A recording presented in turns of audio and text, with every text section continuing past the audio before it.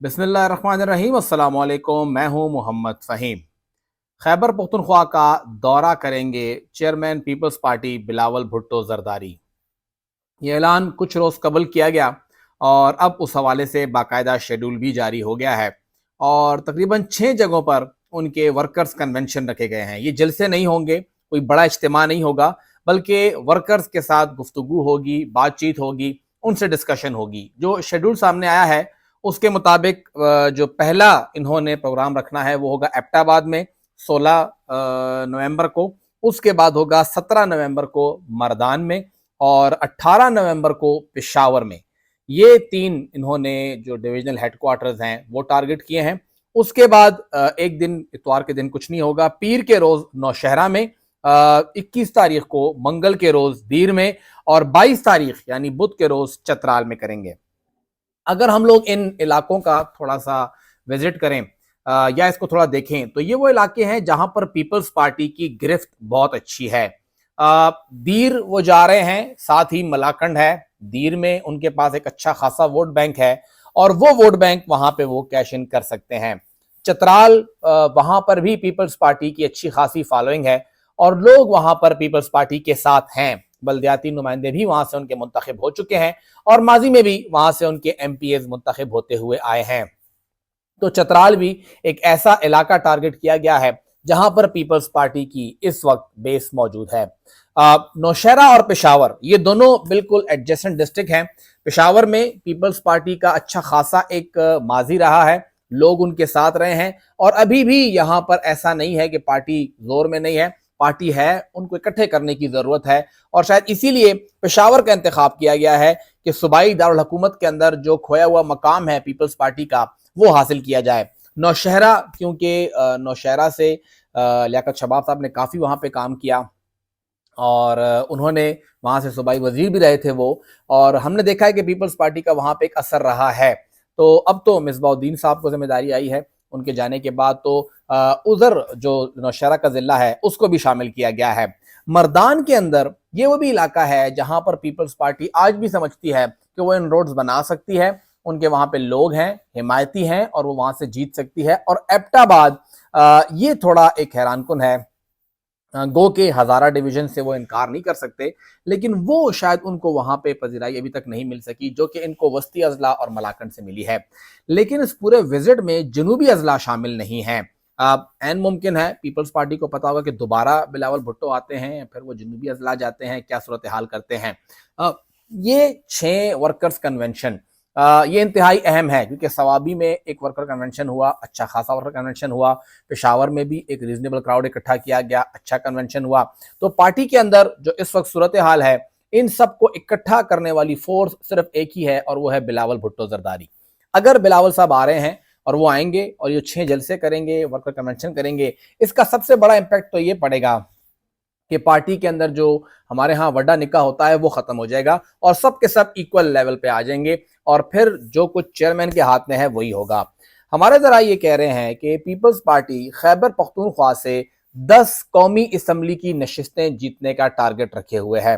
उन्हें यहाँ से कौमी असम्बली की नशिस्तें चाहिए। सूबाई जीत गए तो बहुत अच्छी बात है, जाहिर बात है हुकूमत में हो सकता है कहीं पे शेयर मिल जाए या हमें आगे जाके ये फायदा मिले कि सेनेटर जो है वो मुंतखब होंगे। लेकिन जो मेन इस वक्त टारगेट है वो यहाँ से कौमी असम्बली की नशिस्तें हैं। सवात से डॉक्टर हैदर साहब को शामिल किया गया, सवाबी से जो तरक्की ख़ानदान है उनके लोगों को शामिल किया गया। तो ये एक बहुत बड़ा फासला है, अगर हम देखें कि एक बहुत बड़ा सफ़र है, अगर हम देखें कि वो यहाँ पे इस वक्त कोशिश कर रहे हैं कि कौमी असम्बली की नशिस्तें मिलें, क्योंकि बिलावल भुट्टो कोशिश ये कर रहे हैं, अपना केस वो ये लेके चल रहे हैं, पीपल्स पार्टी अपना केस ये लेके चल रही है कि वो वज़ीर आज़म बनना चाहते हैं या वो वज़ीर आज़म बनने की दौड़ में है। गो के बिलावल का नारा अभी तक वैसा नहीं रहा। पेशावर में, मर्दान में, नौशहरा में, दीर में, एबटाबाद में, चतराल में या मर्दान में यहाँ पे आके जलसा तो वो कर लेंगे, वर्कर कन्वेंशन भी वो कर लेंगे, लेकिन इंतहाई अहम बात यह है कि उनका नारा क्या होगा।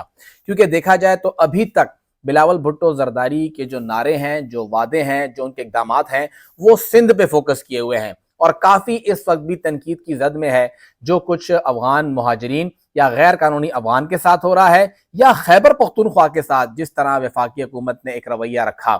بلاول بھٹو زرداری اس ٹائم بھی صرف سندھ کے لیے بولے کیونکہ ان کے پاس سندھ کی گورنمنٹ تھی, لیکن چھوٹے صوبوں کے لیے وہ اس طرح سے کھل کے نہیں بولے. تو جب وہ آئیں گے پشاور میں, وہ بیٹھیں گے, پشاور میں وہ خطاب کریں گے, تو کیا ان کے پاس کوئی نعرہ ہوگا؟ جب وہ مردان میں بات کریں گے تو کیا کوئی وعدہ کریں گے؟ یا وہ دیر میں بات کریں گے تو کیا وہاں کے عوام کے لیے کوئی بات ہوگی؟ ملاکنڈ ڈویژن کی جو ٹیکس ایویژن ہے اس سے متعلق کوئی بات ہوگی؟ ان کے لیے کوئی نئے روزگار کی بات ہوگی؟ یا وہ ایپٹا میں جا کے بات کریں گے تو وہاں کے لیے کوئی وعدہ کریں گے؟ یا مردان میں کوئی بات ہوگی تو کچھ نیا ہوگا؟ کیا کچھ نیا ہوگا؟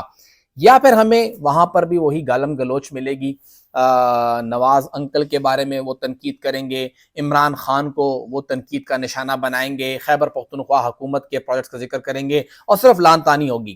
اس وقت ایک بڑا سوال یہی ہے کہ بلاول بھٹو زرداری یا پیپلز پارٹی خیبر پختونخوا کے لیے کیا نعرہ لے کے آتی ہے, کیونکہ یہ ایک تاثر بیٹھ گیا ہے کہ پیپلز پارٹی تو سندھ کی جماعت ہے, سندھ سے باہر ان کے پاس اتنا سپیس نہیں ہے. تو اگر اتنا بڑا ایک تاثر بیٹھ گیا ہے تو اس کو ہٹانے کے لیے بھی کچھ کرنا پڑے گا. اور ابھی تک اگر دیکھا جائے تو بلاول بھٹو زرداری نے گو کہ انہوں نے کھل کے اب تک انتخابی مہم شروع نہیں کی ہے, اکا دکا اجلاس ہی ہوئے ہیں یا تھوڑا بہت میڈیا پر ہی آئے ہیں, کھل کے جلسے شروع نہیں کیے ہیں. لیکن جلسوں میں یہ سامنے آئے گا کہ ان کا بیسیکلی بیانیہ ہے کیا. چھوٹے صوبوں کی نمائندگی کرنے والی جماعت رہی ہے پیپلز پارٹی, کیونکہ مسلم لیگ نون ہمیشہ سے کہا گیا ہے کہ وہ تو ہے ہی پنجاب کی جماعت, اور وہ اس کو مانتے بھی ہیں. وہ پھر کسی اور صوبے سے یہ امید نہیں لگاتے کہ وہ کچھ کر کے دے گا. لیکن پیپلز پارٹی کا یہ ہے کہ وہ پنجاب سے زیادہ امید نہیں لگاتی, سندھ سے ان کی امیدیں ہیں, پنجاب سے تھوڑا بہت اسپیشلی جنوبی پنجاب, پھر خیبر پختونخوا اور بلوچستان سے ہے. تو اس وقت جو سیناریو بن رہا ہے یا جو اندازہ لگایا جا رہا ہے اس میں یہ ہے کہ پیپلز پارٹی خیبر پختونخوا کی جو کل 45 قومی اسمبلی کی نشستیں ہیں, اس میں 10 قومی اسمبلی کی نشستیں جیتنے کا ٹارگٹ رکھے ہوئے ہے. اگر ہم تھوڑا سا بھی اس زاویے کو دیکھ لیں تو یہ وہ ٹارگٹ ہے جو اچیویبل ہے. آصف علی زرداری صاحب نے ایویں کوئی ٹارگٹ نہیں رکھا, پورا پلان کر کے رکھا ہے. کورم کی سیٹ توری صاحب بار بار جیتتے آئے ہیں, انتہائی مشکل حالات میں جیتتے آئے ہیں, اور ابھی بھی ان کی پوزیشن انتہائی مستحکم ہے. گو کہ کورم کا حلقہ اب اتنا آسان نہیں ہوگا, اپر اور کورم اکٹھے, لوور کورم اکٹھے ہو گئے ہیں, وہاں پہ الیکشن لڑنے کے لیے مشکل ہوگا. لیکن پھر بھی وہ وہاں پہ اس وقت ریڈ ہاٹ فارم میں ہے اور ان کا وہاں سے جیتنا جو ہے وہ ممکن نظر آ رہا ہے. باقی انتخابات جو ہوں گے وہ دیکھا جائے گا. پھر ڈاکٹر حیدر صاحب, ان کا اپنا ووٹ بینک ہے. گو کہ پی ٹی آئی ان کے لیے ایک کی رول تھا, لیکن وہ ثابت کر چکے ہیں کہ وہ اے این پی سے بھی ایم پی اے رہ چکے تھے, پی ٹی آئی سے بھی ایم پی اے رہے, پی ٹی آئی سے ایم این اے بھی رہے, تو وہ وہاں سے ایک بریک تھرو کر سکتے ہیں اور پیپلز پارٹی کو وہاں سے نشست مل سکتی ہے. پھر اگر ہم بات کریں تو جو ترقی خاندان ہے وہاں سے ان کے ایم این اے رہ چکے ہیں, شاہرام تقی صاحب جو چچا ہیں وہ وہاں شامل ہوئے ہیں, تو وہ بھی وہاں سے ایم این اے کی خاطر ہی ان کو یہاں پہ شامل کیا جا رہا ہے کہ ان کو یہ سیٹس ملیں اور وہ وہاں سے جیتیں. پھر پشاور میں بتایا جا رہا ہے کہ ان کے پاس جو ضیاء اللہ افریدی صاحب ہیں یا ظاہر شاہ صاحب ہیں, ان میں سے کوئی ایک بڑا نام جو ہے وہ قومی اسمبلی کی نشست الیکشن لڑتا ہے, تو پھر وہ وہاں پہ سیٹ جیتنے کی پوزیشن میں ہے. ارباب فیملی, ہم نے دیکھا کہ عاصمہ عالمگیر صاحبہ نے بہت ہی بہترین انتخاب کیا تھا جب وہ رورل ایریا سے کھڑی ہوئی تھی, جو پرانا این ایچ آر کا حلقہ تھا, اچھا خاصا ووٹ بینک انہوں نے لیا تھا. تو اگر وہ وہاں پہ دوبارہ سے اسی طرح کمپین ہوتی ہے تو وہ وہاں سے سیٹ نکال سکتی ہے, کیونکہ پچھلی بار انتخابات میں بڑا کچھ ہوا تھا. تو وہ وہاں پہ ایک مسئلہ یہ بھی ہے, تو وہ وہاں سے سیٹ نکالنے کی پوزیشن میں ہے.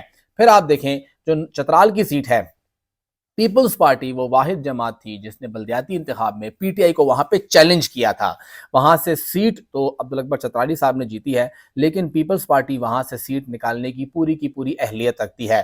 پھر ملاکنڈ سے خود بلاول نے الیکشن کیا, اس الیکشن میں جو کچھ ہوا وہ سب کو پتا ہے, لیکن ملاکنڈ کو چھوٹا لڑکانہ کہا جاتا ہے. تو یہ قومی اسمبلی کی نشست بھی پیپلز پارٹی جیت سکتی ہے اگر وہاں پہ ایک اچھے طریقے سے اچھا کینڈیڈیٹ میدان میں اتارا جائے. تو یہ 7-8 نشستیں تو انگلیوں پہ گن کے آپ کے سامنے آئے گا کہ کس طرح پیپلز پارٹی یہاں پہ ان روڈز بنا سکتی ہے اور وہ یہاں سے 10 قومی اسمبلی کی نشستیں جیت سکتی ہے. لیکن سوال یہی ہے کہ بلاول بھٹو یہاں پہ نعرہ کیا لے کے آئیں گے, کیا نعرہ ہوگا, اور وہ نعرہ کس حد تک عوام کو اپروچ کرتا ہے, کیونکہ جو یہاں کے نوجوان ہیں وہ بلاول سے دور نہیں ہیں. یہ بات تو حقیقت ہے, یہاں کے لوگ ابھی بھی بلاول کو سنتے ہیں, بلاول کی بات ان کے لیے اہمیت رکھتی ہے, لیکن کیا بلاول کی بات ان کے لیے ہوگی, یہ تو ہمیں اب بلاول کے دورہ خیبر پختونخوا میں ہی معلوم ہوگا.